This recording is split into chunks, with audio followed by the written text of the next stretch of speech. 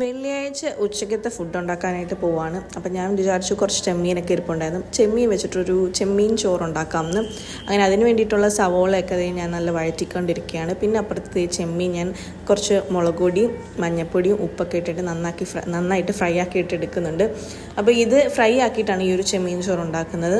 ആദ്യം വിചാരിച്ചു ബിരിയാണി ആക്കാമെന്ന്, പിന്നെ ഓർത്ത് ബിരിയാണീനേക്കാളും കുറച്ചുകൂടെ എളുപ്പത്തിൽ ചെമ്മീൻ ചോറ് ഉണ്ടാക്കാൻ പറ്റും. അപ്പോൾ അങ്ങനെ ഞാൻ സവോള വഴറ്റി അതിലേക്ക് ഇഞ്ചി വെളുത്തുള്ളി പച്ചമുളക് ചതച്ചതിട്ടു, തക്കാളി ഇട്ടു.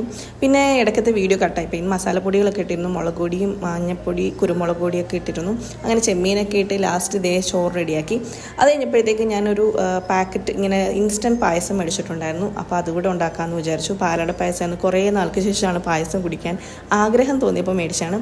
അപ്പോൾ ഇനി ഇത് വീറ്റായിരുന്നു, ഞാനത് ശ്രദ്ധിച്ചില്ല. പക്ഷെ നല്ല ടേസ്റ്റ് ഉണ്ടായിരുന്നു, പായസം അടിപൊളിയാണ്. പിന്നെ ബോളിയും കൂടെ ഉണ്ടാക്കി. ഞാൻ ഫസ്റ്റ് ടൈം ഞാൻ തന്നെ ഉണ്ടാക്കി ബോളി കഴിക്കുകയാണ്. അപ്പോൾ രണ്ടും അടിപൊളിയാണ്. അപ്പോൾ ഇത്രയുള്ളൂ. നെക്സ്റ്റ് വീഡിയോയിൽ കാണാം. ബൈ.